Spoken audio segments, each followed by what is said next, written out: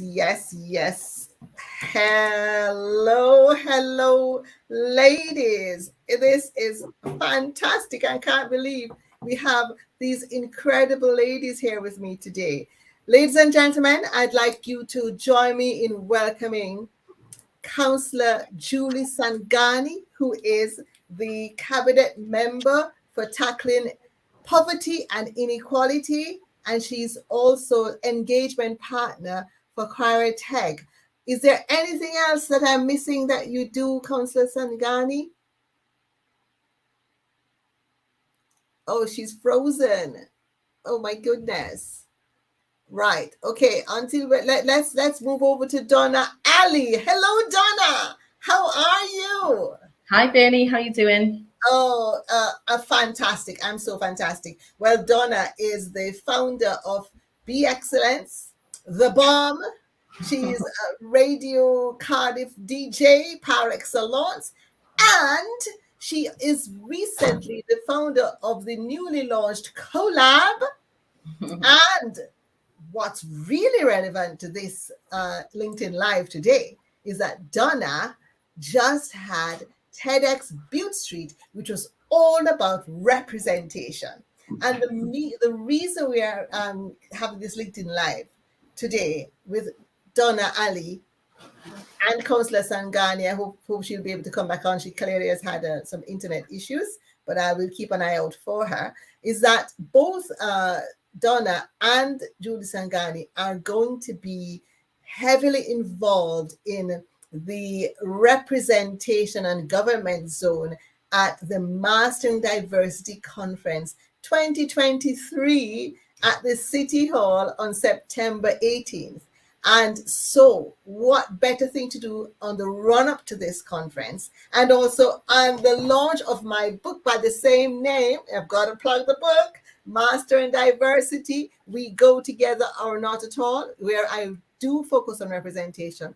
What better thing to do than to get the people in who are not just about talk, but they are doing representation in their sphere, in their area of expertise, and where they have their influence. So Donna, I'll have you start. Just tell us about you, Donna. So I'm Donna Ali, a mother of two beautiful daughters, business owner, entrepreneur, and I hope mentor to young people and business startups. And I live in Cardiff Bay, Buttown. Yes, you live in Buttown. And tell us about because you have an incredible heritage in terms of your genealogy. Tell us about your heritage. Yeah.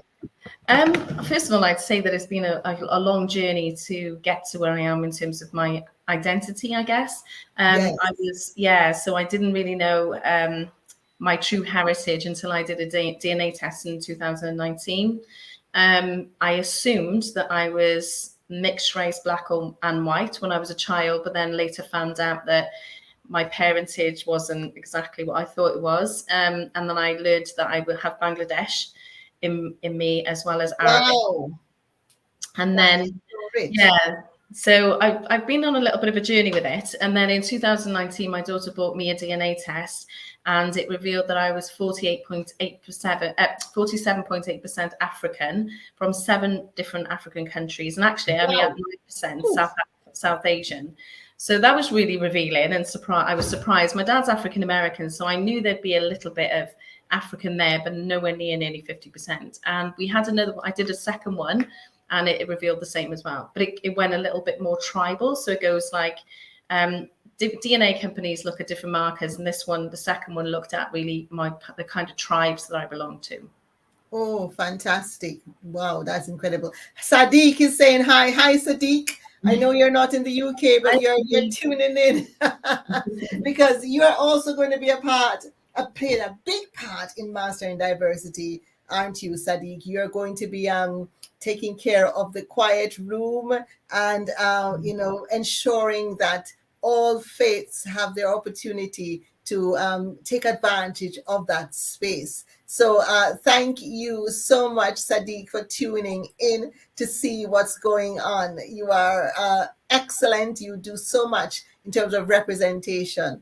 And let me give a shout out, Umbrella Faith. Yes, that's your new business, Umbrella Faith. And we're so pleased to have you exhibiting and participating in our conference.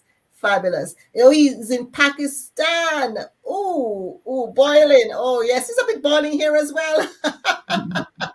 Awesome. Yes. So Donna, so you can imagine, therefore, one can imagine that with that discovery, it has even made you even more aware of the importance of having an all-embracing approach to the people around you, which is something you had before even discovering that. That has been what has driven you. Can you share with us, what is it in your socialization, apart from just discovering about your DNA, that made you so committed to build people in business and build people in terms of their sense of who they are in Bhutan, where you have been, you're born and you grew up?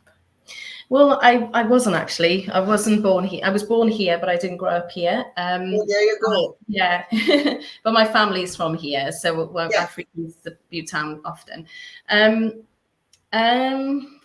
I don't work with just people from Bhutan. I work with people all over, anybody from Black or brown, ethnic minority backgrounds or global majority backgrounds. So not just, kind of stuck to Bhutan. So, yeah. But I think what it is that made me feel, because it's all about perception, people look at you and they assume based on what they see, what resonates with them. So what resonated with me is coming to the Cardiff radio, hearing what you're doing with the bomb, hearing what you're doing in terms of increasing the awareness of Black-owned and minority businesses, hearing what you're doing with the schools. But to me, it just seemed like you were doing it from that space. And also then when with TEDx Bhutan, for me, I just saw you as being so representative and so focused on representing Bhutan. So tell us about TEDx Bhutan. So it was TEDx Butt Street, and the reason that Butt Street, sorry. Yeah.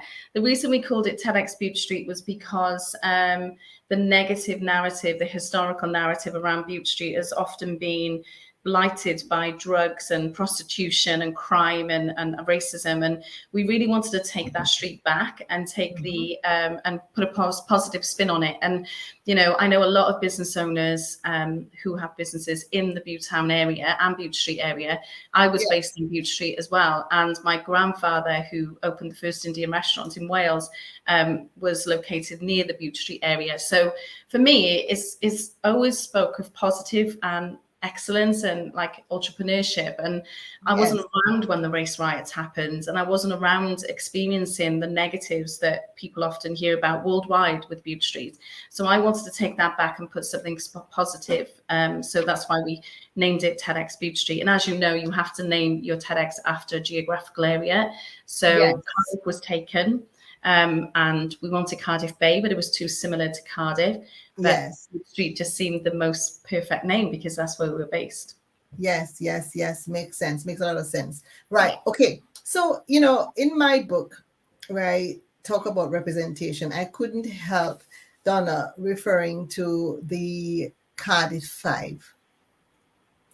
And the thing is, I myself, I will be the first one to say, before any of you say it, I am no expert on Bhutan. I'm no expert on what's going on there. I am no expert at all in DEI. I can only talk about my lived experience, the experiences that people share with me, and also the anecdotal and research evidence that is there for us all to treat with or not. And when you look at representation, and then you just mentioned, Donna, you wanted to change the narrative around Butte Street and around that area. And so could you just talk to me about when in the context of that, talk to me about the Cardiff 5. I don't know if I'm the best person to talk on that, to be honest. I'm a part of the campaign, as in I support them, and I know probably as much as everybody that is in the public domain. It's not part of my work. I don't deal with that. Yes. My work is not to What do. are your views on? Do you think? I think what I'm trying to get from you is, do you agree with me in thinking that a lot of why it happened was because of where they were from, where they lived, or A am I lot. mistaken in that view? Well, absolutely. It's down to race and environment. Yeah, Yes. definitely. Yes, it's for sure. Perception of them because of where they're from. Yes, that's where I'm trying to get you to say. Mainly it's the color of their skin, you know, and the fact that they were looking for scapegoats and they didn't have anybody, and they just targeted 5 black males. So yeah, whether they live, color of their skin is a little bit of a reach, especially since there was an eyewitness of a white person. So for them to use the color of their skin, black, you know, to say that is, you know, it just didn't make any sense. And, you know, I mean, there are people who are more, quite rightly so, as you say, who are more equipped than us to speak on it. But I just felt I had to mention it because, it, you know, it's the elephant in the room, and it's come back up now, and quite rightly so. It should not be forgotten. Yes. And there are people who are more aware of what's going on that are leading the charge, and I can't wait to see what comes out of it. But you know, as you say, that area, and there are not, it's not just Butte Street, you know, Tiger Bay, or, you know, other Grange Town. It's the kind of attitude that happens in any area where there is economic I would say, yes. And, you know, where, and as a result of that, the people there don't feel like they're getting the representation that they need. And so it takes me back to representation. And Councillor Sangani, it seems to be having difficulty joining. But I wanted to open this question. But, you know, I will just add from do you mind going back to the point you just made there? Because I don't agree with that. I don't think people in Buttetown feel that they don't. You said something about the representation, but no, representation is about who has the power of distribution to represent who. So the media, the mainstream media, are the ones with the power to choose how they want to represent people. You know, and so, but within our community, and particularly in Buttetown, and I'm sure in Grangetown as well, we have positive representation. They're just not on the big screen, or they're not in the mainstream newspapers. It's not that we lack representation. It's the fact that they're not represented widely to the wider communities in Wales, and therefore white communities in particular don't often see people in positions of power, or from black or brown people, or positions of influence and affluence. We don't get, you know, I think we are saying the same thing. We are saying the same thing, because I am saying that from the perspective of exactly what you just said, because we are not seeing them in government. We are not seeing them in positions of power. So what is happening is that there might be representation on the ground, and a lot of that. And, you know, that would mean, if I were to say that as a broad sweep, then I would be negating the work I'm doing. I'd be negating the work you're doing. And, you know, but I'm taking it, that statement was being taken, which is, I wanted Councillor Sangani here, from the position of power perspective, where there can be that impact on the legislator, the local government level, where people are now able to take that voice from us that we put to them and take it seriously, and where we can also see ourselves in those positions. I know Women's Equality Network are pushing this thing, and they're talking about gender. So there's a gender issue. Or Councillor Sangani, who is much better than able than I to actually speak on that, is joining us now. You know, where there's this issue of having more women coming into politics, more people of color coming into politics, more people of other sexualities coming into politics, and so on. There you are, Councillor Sangani. We were just talking about, thank you for persevering and coming back on, because Donna and I we were talking about representation from the community engagement level. And I think both Donna and I agree that there is that community engagement level that's powerful. A lot of us are doing it. But in terms of when you take it to the representative in terms of government, local government, the Senate, places that people are able to influence decision making that would translate into regulations and law. We're not seeing as much as we'd like. So I'd love you to come in on that conversation. We started from the perspective of Butte Street and Tedex Butte Street and Butte Town and the inner cities. And so I'd love to hear your comments on that. Right, thank you. And first of all, apology, because I think it was a digital world and like the network problem, and I just got hang up with it. Couldn't come into earlier. So thank you so much, Bernie, for giving me an opportunity today to share about some of my values, which is really, really close to my heart. Yes. And I completely agree. As a woman of color, when it comes to the representation area, where the leadership area, where the influences to make the decision is really, really. Oh my goodness, we've lost her again. Right, let's hope she comes back. Oh my goodness, because she has so. And that's at the. I think she's at the county hall. I think we've got a good connection there with you, better than what I've got, but never mind. There you go. While we're waiting for her to come back on, I've just put on Princess Vivian Oyenosi. I hope I haven't gotten your name wrong. Oh, there she is. You're back. There you are. Right. I was just pointing out what Princess said. She completely agrees that we are represented at low level influence positions, and we need more representation at higher level at influential levels of authority. So would you please continue? Yes, so thank you, Bernie. As a similar, I wanted to say, so I normally, so I'm a cabinet member of Equality and Diversity in Cardiff Councils as a local authority. So which is, I feel, one of the very much, ground rooted people who need to work with the community. So my role is at the moment in my portfolio, I'm working on participation strategy. So what does the participation strategy means? The word itself says we really want to involve the community voice. We really want to hear for the community whose voice is not likely to be heard. So we really want them to feel that we are here. We are here for to listen to your voice, your need. So it's very much important. It's not only to listening. So we need to make sure we have a action plan ready once we hear from them. So this is what my voice. This is what I want to be as a not only as a role model, but I wanted to make other women of color to encourage them come on the board.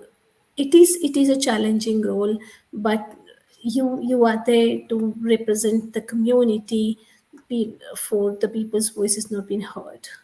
Yes, fantastic. And one of the things I wanted to just share to the audience is that in my research I discovered my research in my book that there are 26 women elected to the Senate in 2021. Is my information correct? Yes. Yeah. Which is a bit higher than it was 25 in 2016. Not a great jump, but there is still an increase.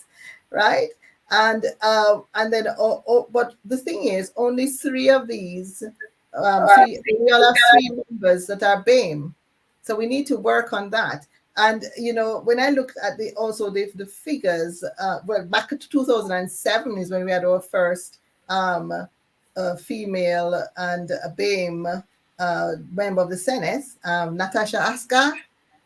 Yes, and we're moving on from that. But what I find when I did my research, I saw that in a report from the Cardiff Council, there were 470 candidates that stood for election to the Senate in 2021, and of these 322, which is 69%, were men, and 148, which is 31% of them were women.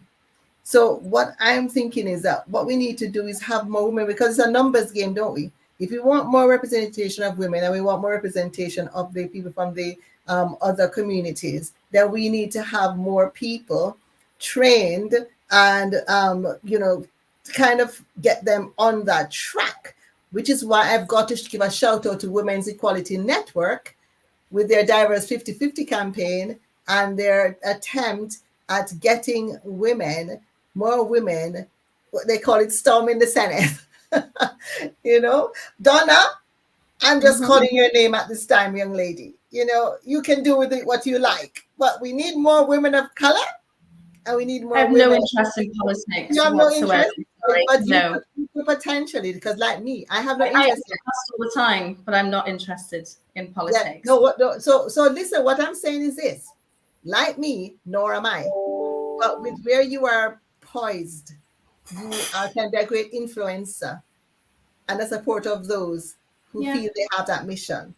And I can do that in the work that I'm doing, and I am doing it. I think I'm making more of an impact. And when we talk about representation, it's not just about gender or skin tone, it's about class. You know, class is massively important. You've got people making decisions for working class people that have no attachment to a working class lifestyle or lived experience. So this is when you're looking at detachment and why aren't people engaging with, this is why I won't go into politics. I could be sat around a table with a number of people that have gone to private educated schools, and I'm not going to fit in. I'm not going to be heard. My lived experience is going to be very different. And I think particularly in politics, representation on a working class level is massively important, more important than anything else. Definitely, because what you've done is brought us full circle to the main reason for this diversity conference that I have launched, because I did not want us to only beat one or two drums in the diversity agenda.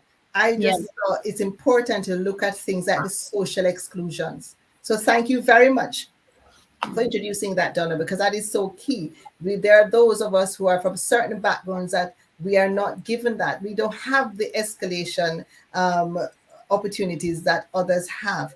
We are not seeing people that look like us or who've been on our journey taking that position. But do you know what? We do have some people that are in these positions who have they've come up the ranks, but they need to share their story more.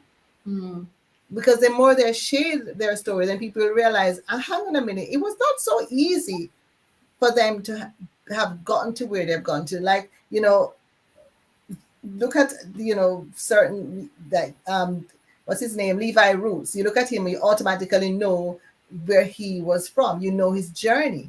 But there are other people that you wouldn't know that they've had that kind of journey when you see them, unless they tell you. That's really important. Princess Vivian, you say we need to get more people empowered and trained for these higher level positions. Yes, and thank you for that. That's so true. And Sadiq Maskeen says a lot of people ground level don't agree with some government decisions and ideas sometimes. So seeing Black, brown people in power can make some difference, but many might just see that those Black or brown people in power just blend into majority in power. So we at the ground level don't get heard.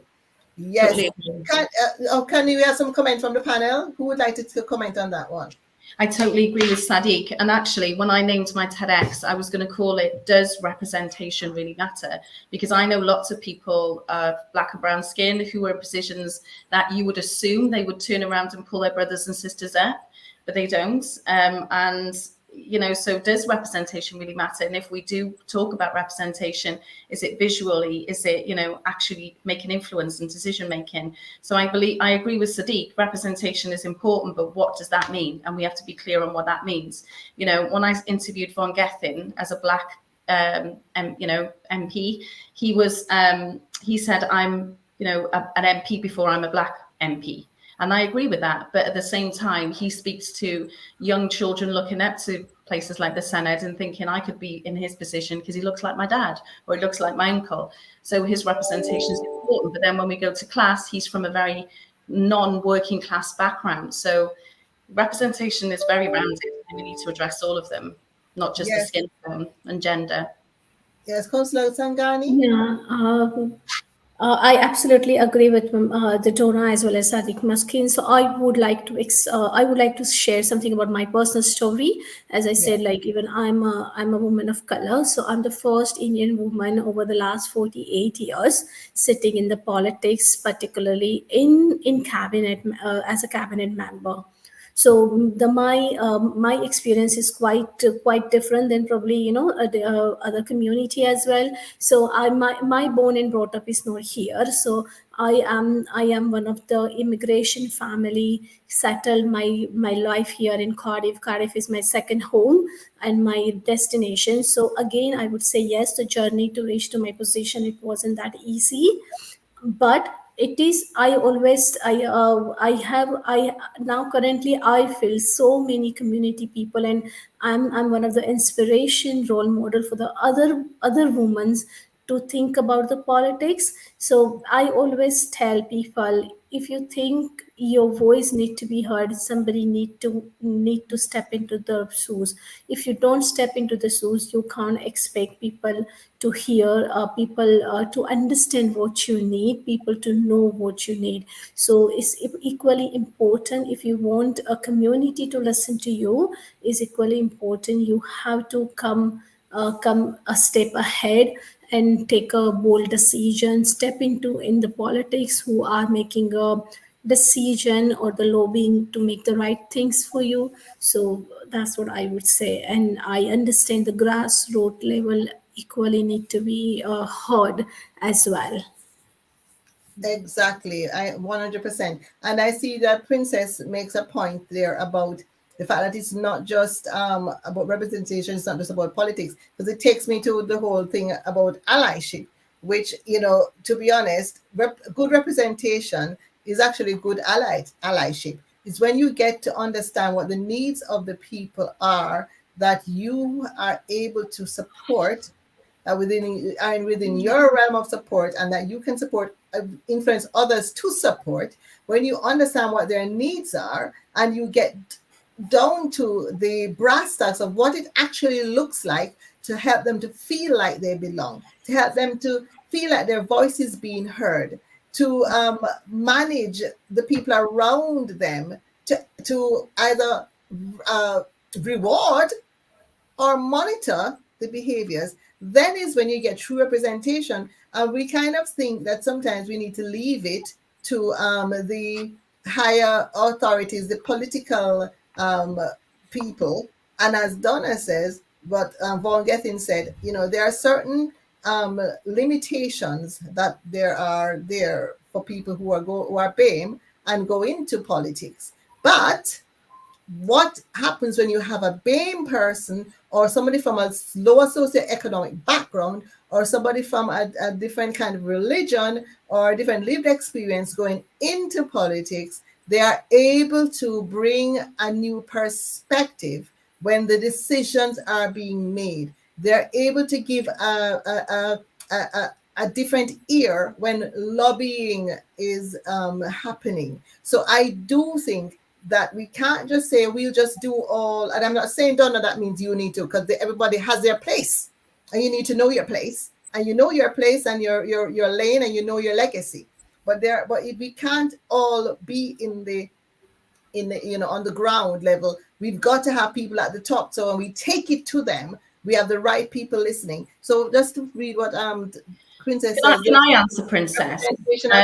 Hold on. In different sectors such as aviation, manufacturing, industries, IT, telecoms. Fantastic. And that is so right. So at the event that's coming up, Advanced Manufacturing Research Center, they do a lot of work up there in North Wales, and they do a lot of bringing in various sectors. I do know that. And I know the Airbus is right beside them. So you're right, and that is happening, but it'll take some time. Give me a moment, Donna. Let me see what Sadiq here says.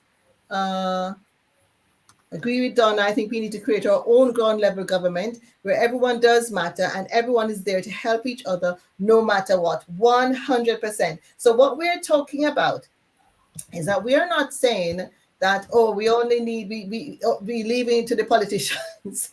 No, it has to be a balance. But yes. Can I answer respond to Princess?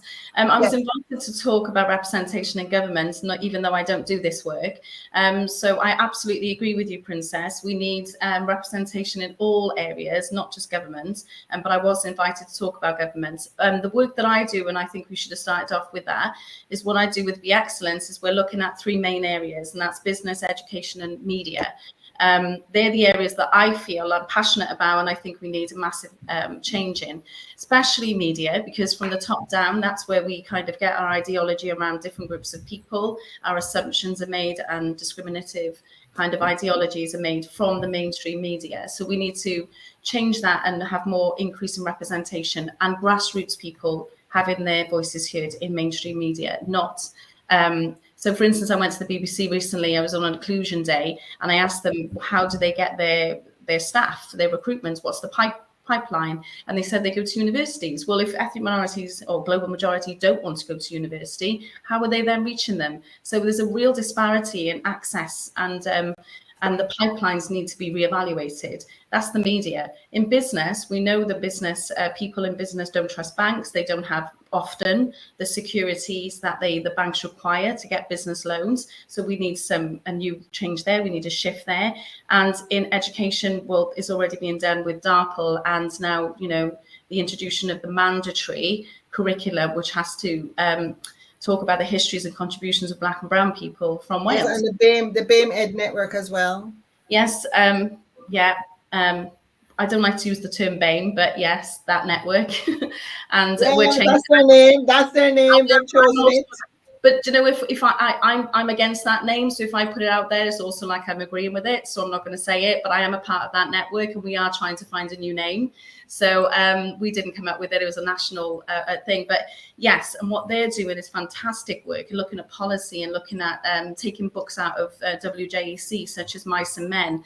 You know, that's the work that BAME Ed is doing, which is fantastic. I just said BAME. I can't believe I just said, but Bernie, what are you doing to me? It's their name. I don't like it. I don't like it at all. But anyway, I just say the Hail Marys, and then I have a question here from one of the LinkedIn. Somebody on LinkedIn says, and I'm going to start with you first, Councillor Sangani, and then Donna. You can pray for forgiveness now after. Right. What happens when the Black or brown person wants to be the only one in the room? Wants to be, okay. You can't speak about that panel. Let me start with that, then, and you can. Whoever you are, I wish you'd named yourself, because I am telling you, it is a real problem. Donna, if you've not met upon it yet, or you have not met upon it yet, Julie, no. Well, you have time. Give it time, right? There are some of us that want to be the only one in the room. And I've got to tell you, there was a time when I just moved down to Wales, and I was the only one in the room.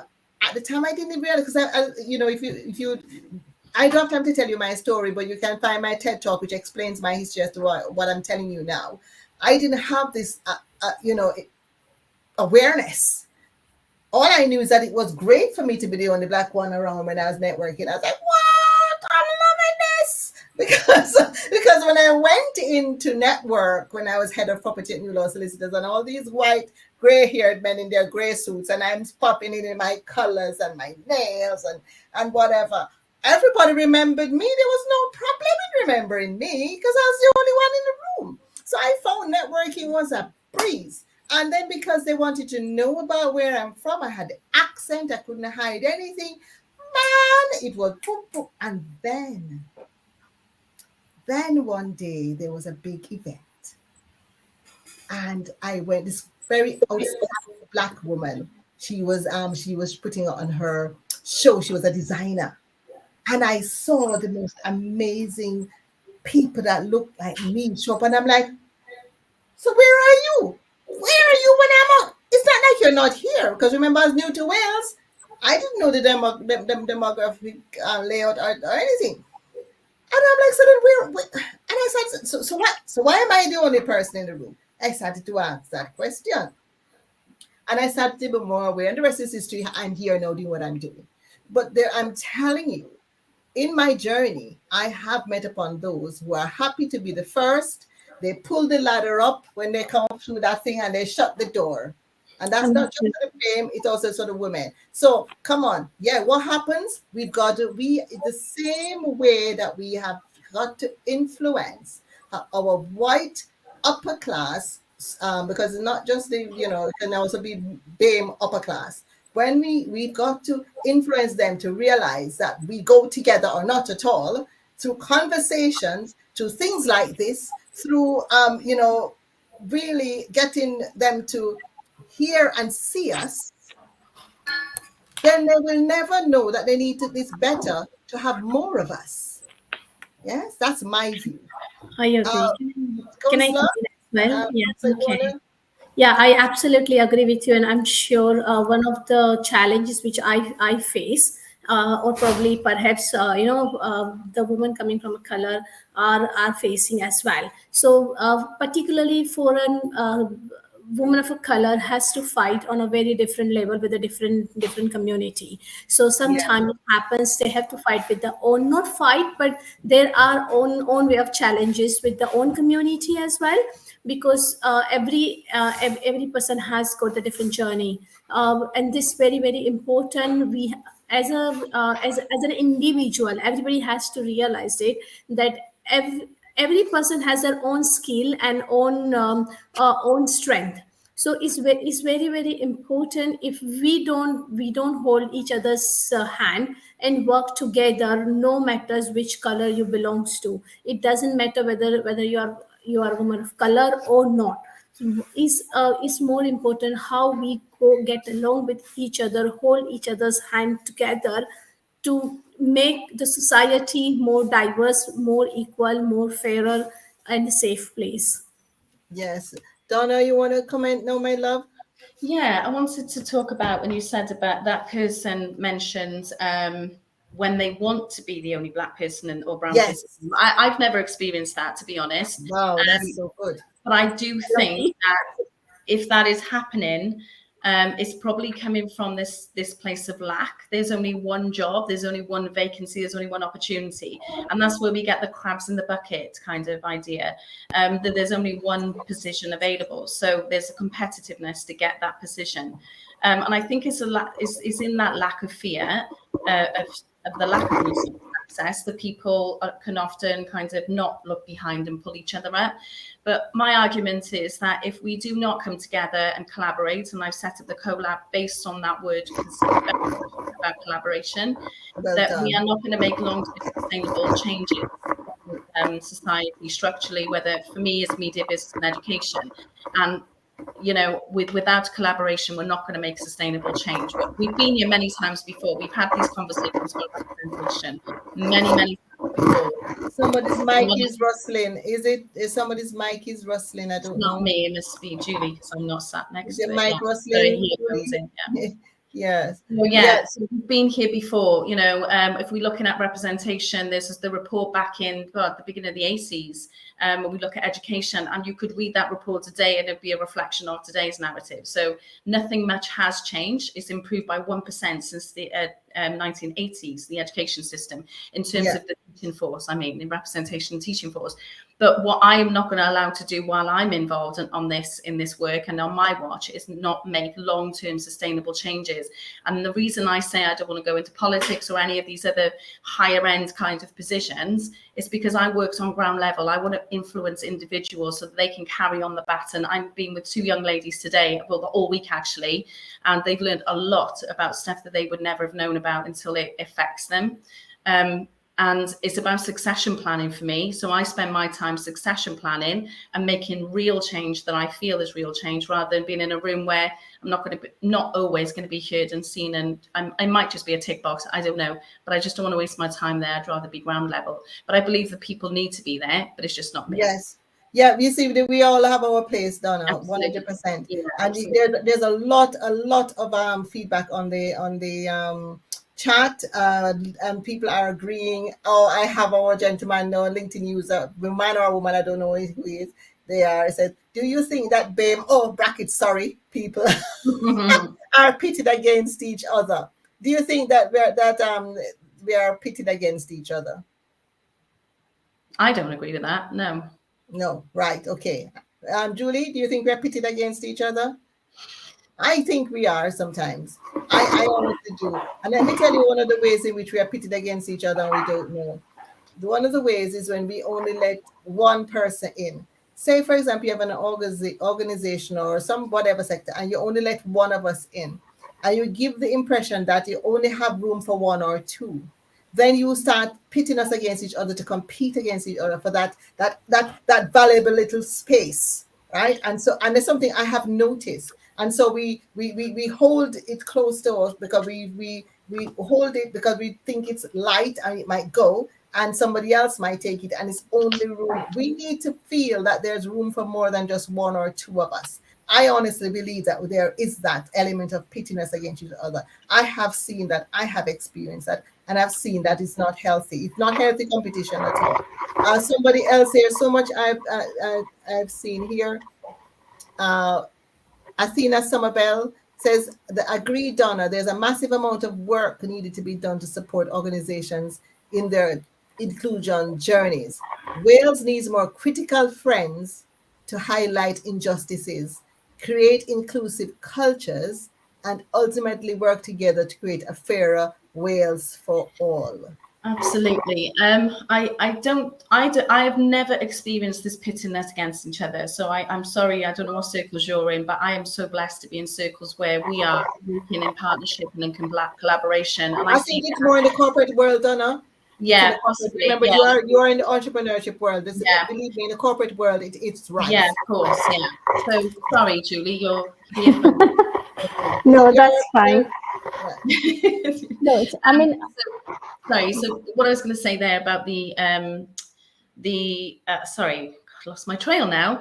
Talking about the pitting against each other, I feel that that's what I was going to say. I think organizations, it's about colorism as well, I believe. And I think they think that one Black voice or one brown voice can speak for all of the communities. And I think this is why I dislike the word BAME, because saying BAME, it says that we're grouping everyone together. If they're Black and brown, they must know each other. They must know about each other's cultures and experiences, which is wrong. So it's a great value to the corporate world and the business world and any kinds of industry and organization that they have a multiple, diverse group. And in terms of not just having one Black face, that one Black face could come from a very privileged lifestyle and background. Exactly. And so you aren't able to get any true knowledge of what. But I think it's like sometimes there's one position, let's get that one person and they speak on behalf of the whole community. Honestly, that's a lot of it is happening in the corporate world, Donna. And because most of my life was in the corporate world, so that's why it's good to have so many. See, we're both from the BAME, as they call community, but my experience is different from yours, Donna. You see, and that's the whole thing. So we've got to have conversations with everybody, keep the conversations as wide and far-reaching as possible, and be open to learn every time you speak and have these platforms. Be open to learn. But what do you think about what Athena said about critical friends? I love that. Judy, do you want to comment? Yeah, I can comment. Thank you, Donna. I absolutely agree again with you, Donna, that corporate life and the enterprise both are different. But yes, when I feel many of the organization currently just doing as a tick box exercise, they need one person from BME group.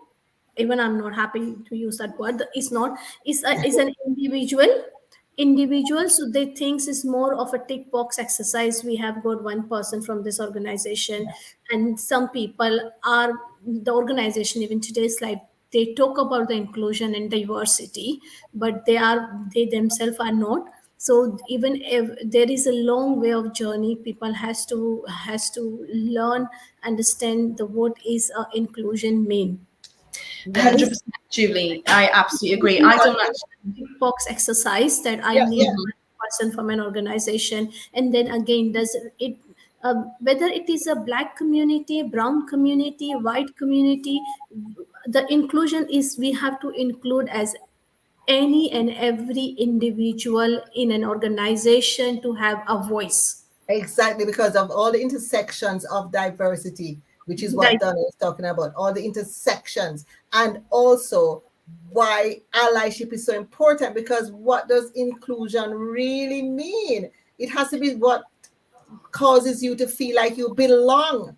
It has to have those components, because you can include someone in a space and yet they feel like the odd one out. Because That's, sorry. go on, Donna. I think because I think it's all about language. I don't like the term inclusion. I think it's wrong. Inclusion says that this is our space, but we are including you. And I think we need to change that. And we need to, I always say infusion, because Wales, if we look at our nation, we're so blessed to live here. You know, we're built on the whole kind of concept of migration and immigration. And thank God we're so, that's who we are. We're built on the backbone of immigration, and we can't forget that. If we didn't include them, they were already here. They're an infusion. The cultures in Wales is an infusion of, that's what makes Wales. It's not a case of, this is who we are, and then we include you.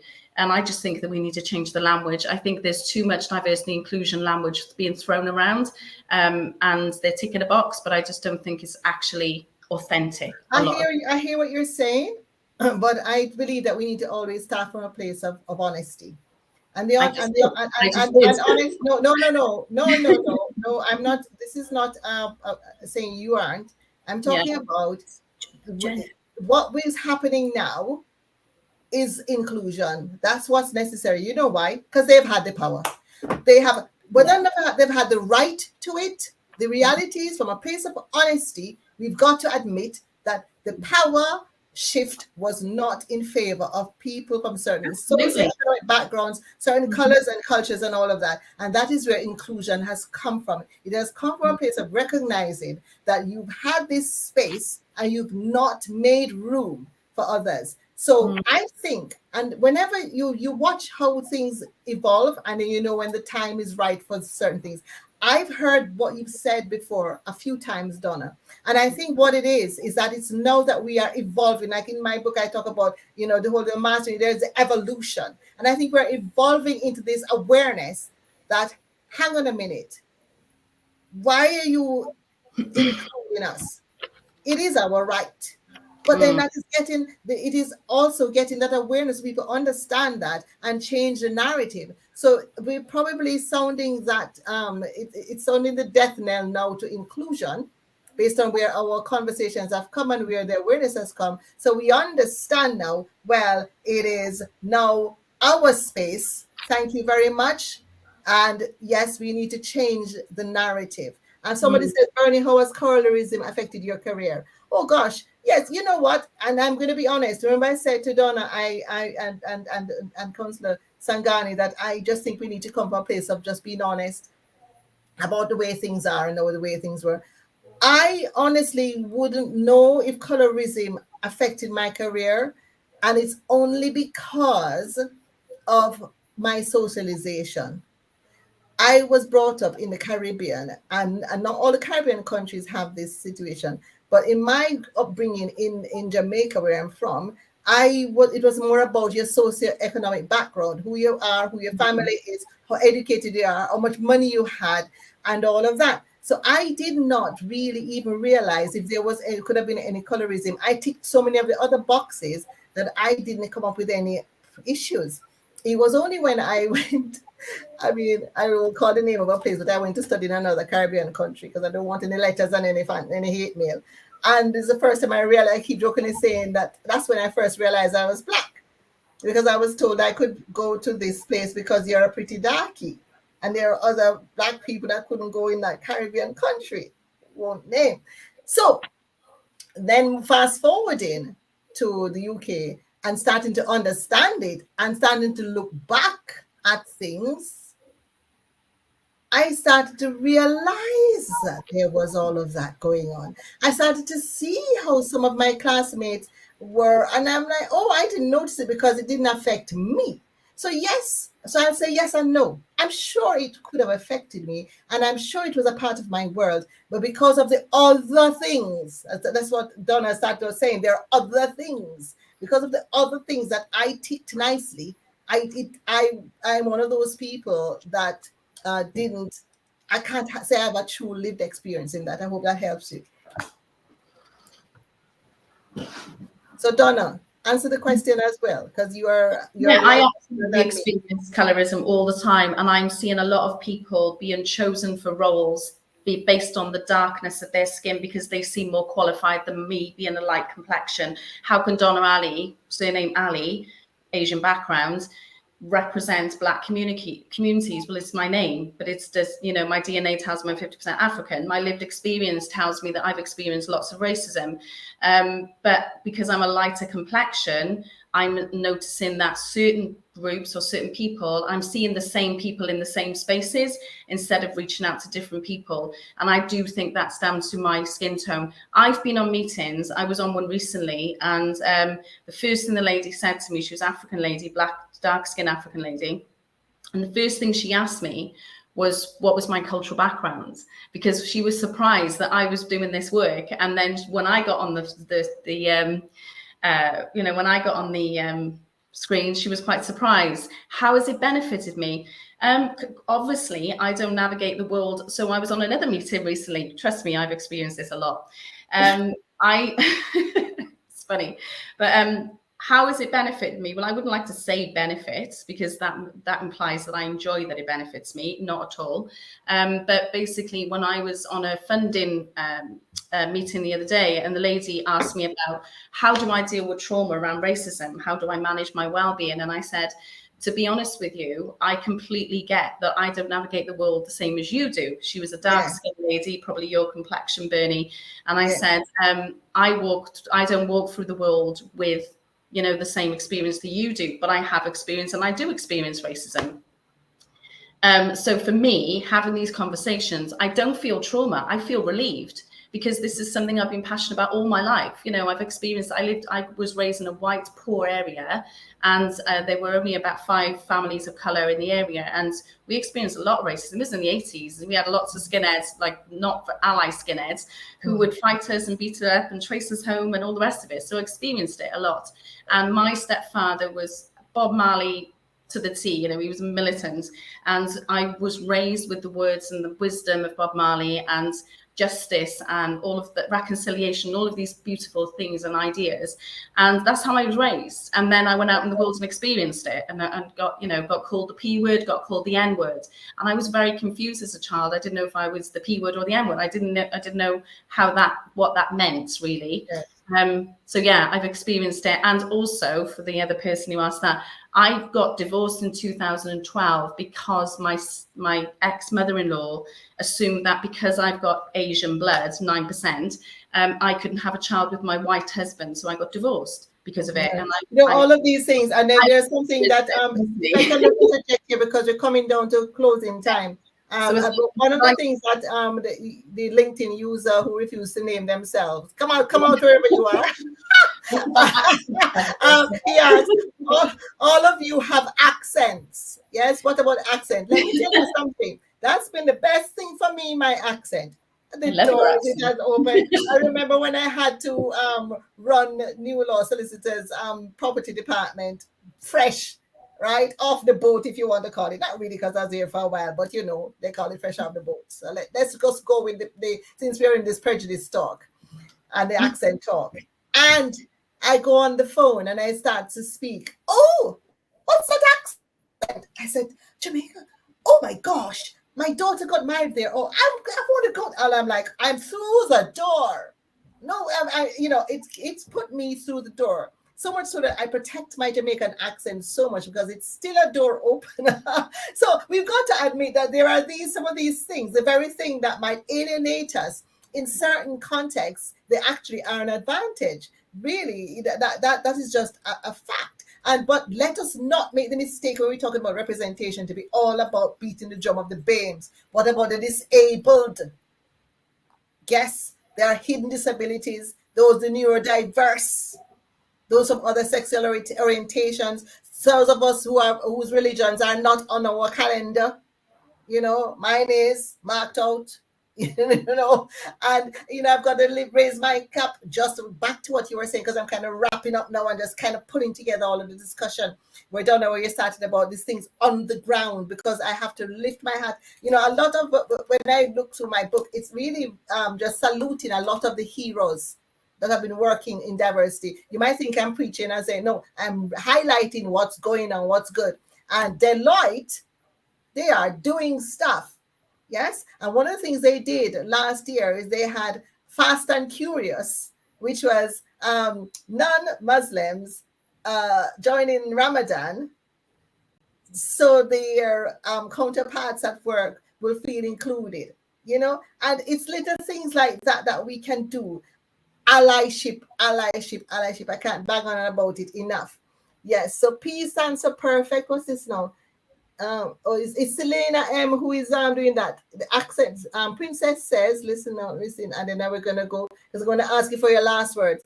The accent is a unique part of us. We have to own our diverse traits and understand they're part of us that we can't change. Man, I've never had such an active off the panel. Guys, you've been incredible. You have been incredible. Let's keep this conversation going after. Come on down September 18th. Yes, to Master in Diversity at the Cardiff City Hall, where you'll catch up with Donna and you'll catch up with Sangani. Get my book. Tell me what you think about it. Yes, it's on Amazon and Waterstones. And so now we are at the point now where collab. We need to go down and see Donna at collab. Where is collab, Donna? Where are you? Based in Mount Stewart Square in Butetown. Mount Stewart Square in Butetown. How can people connect with you, Councillor Sangani? From the Cardiff Council website. So I've got my email address and everything on Cardiff Council website. If you go on Cardiff Council website, you should be able to reach out to me. Fabulous. Oh, what did Sadiq say? He said, you are three amazing women that have different lived experiences. Thank you. Oh, it's a LinkedIn user. Stop hiding. All right. So last words. We have 4 minutes. Last words. Okay. So let me spotlight you, Donna. And now, last words. What you want them to remember, if they remember nothing else of what you shared. What you want them to remember. I would say that to remember that we have, I believe it's not about inclusion. I believe that it's about infusion, and it's about time that people realise that the backbone of Britain and Wales was built on the backbone of Black and Brown people, and without them, we wouldn't be who we are. So I think that inclusion is quite an insult to them, and I think that we have to use the word infusion in future. Yes. Okay. Thank you, Donna. And Councillor Sangani, let me spotlight you now. Yes, what do you want them to remember? I just wanted to say very simple things. The action which people do have it different. You don't have to worry. You don't need to change yourself. Is make your voice heard, share your views, come on the board. We need more representation. So we are there to support you. Come on the board. That's what we are here today. Awesome. Thank you so much for that. Guys, you have been excellent. You have been incredible. Let me spotlight myself. Why not? Yes. So what do I want us to end with? I want us to remember, yes, that there are so many intersections and there are so many different points of views. And we need to open our minds to one fact, and that is we could actually be wrong. Let that sink in a bit.